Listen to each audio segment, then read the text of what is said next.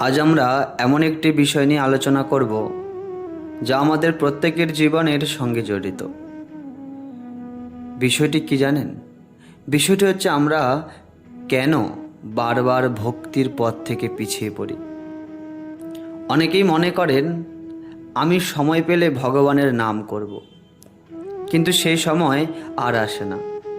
কেউ ভাবেন এখন সংসার সামলাই, পরে ভক্তি করব, কিন্তু সেই পরে যে আর কখনোই আসে না। এর কারণ কি? এর প্রথম কারণ হচ্ছে মায়ার আকর্ষণ।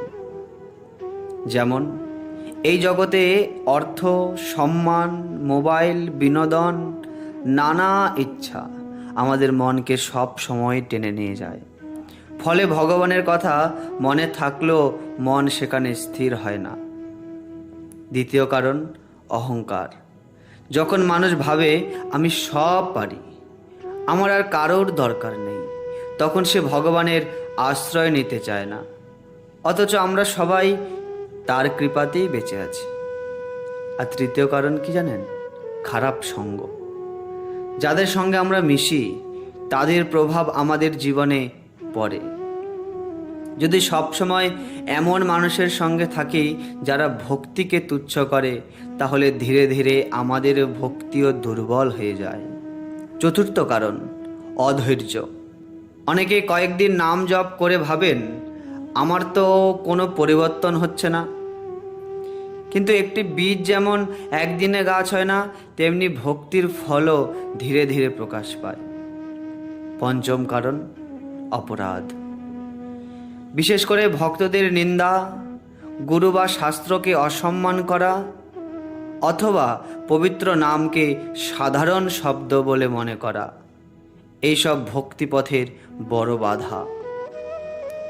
ভক্তগণ, একটা কথা মনে রাখবেন, ভক্তি মানে শুধু মন্দিরে যাওয়া নয়। ভক্তি মানে নিজের হৃদয়কে ভগবানের দিকে ফিরিয়ে দেওয়া। কাজ করতে করতে তার নাম স্মরণ করা যায়, সংসারের থেকেও ভক্ত হওয়া যায়। একজন রাগী মানুষও যদি আন্তরিকভাবে নাম জপ শুরু করে, ধীরে ধীরে তার হৃদয় কোমল হয়ে যায়। একজন লোভী মানুষ দানশীল হয়ে ওঠে। একজন হতাশ মানুষ নতুন আশা খুঁজে পান। এটাই হচ্ছে ভক্তির শক্তি।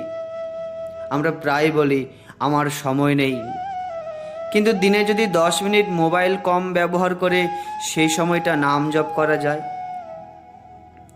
আজ থেকে ছোট সংকল্প নিন, প্রতিদিন অত্যন্ত 10 থেকে 15 মিনিট ভগবানের নাম স্মরণ করব। প্রতিদিন একটি ভালো ধর্মীয় গ্রন্থ থেকে কয়েকটা লাইন পড়ব। ভক্তদের সঙ্গ করার চেষ্টা করব। অহংকার ছেড়ে বিনয়ের সঙ্গে ভগবানের কাছে প্রার্থনা করব। মনে রাখবেন, ভগবান আমাদের কাছ থেকে ধন সম্পদ চান না, তিনি চান আন্তরিক ভালোবাসা, ভক্তি, প্রেম। একবার নিজের মনকে প্রশ্ন করুন, ছোটবেলা কতবার আমরা ভগবানের নাম নিতাম, কত সহজে প্রণাম করতাম, কিন্তু আজ কেন সেই আগ্রহ কমে গেছে? কেন নাম জপ করতে গেলেই মন অন্যদিকে চলে যায়? এর কারণ শুধু সময়ের অভাব নয়, এর পিছনে রয়েছে আমাদের মনের কিছু দুর্বলতা, আমাদের সংসারের অজুহাত। অনেকে বলেন এখন কাজের চাপ, ছেলেমেয়েরা বড় হলে ভক্তি করব, অবসর নিলে নাম জপ করব, কিন্তু মৃত্যু কখন আসবে তা কেউ জানে না। তাই ভক্তির জন্য আগামীকাল নয়, আজই সঠিক সময়। ভক্তি কি শুধু বৃদ্ধ বয়সের জন্য? না, ভক্তির কোনো বয়স নেই। যুবক, গৃহস্থ, ছাত্র, কর্মজীবী যে কেউ ভগবানের নাম স্মরণ করতে পারেন। তাই আপনারা প্রতিদিন নাম জপ করুন। শেষে সুন্দর একটা কথা বলি, যে এক পা ভগবানের দিকে এগিয়ে যায় না, ভগবান তার দিকে 100 পা এগিয়ে আসে। কারণ ভক্ত যতটা ভগবানকে চায়, তার থেকে বেশি ভগবান ভক্তকে চায়। এই জন্য শুধু পাটাকে এগিয়ে দেওয়ার অপেক্ষায় আপনি একবার পা বাড়িয়ে দেখুন, ভগবান আপনাকে কোলে তুলে নেবে। তাই আর দেরি নয়, আজ থেকেই জীবনে ভক্তিকে প্রথম স্থান দিন। দেখবেন মন শান্ত হবে, জীবনে আনন্দ আসবে, আর সব দুঃখের মাঝেও ভগবানের কৃপা আপনারা অনুভব করবেন। জয় নিতাই। আজকে এই পর্যন্ত।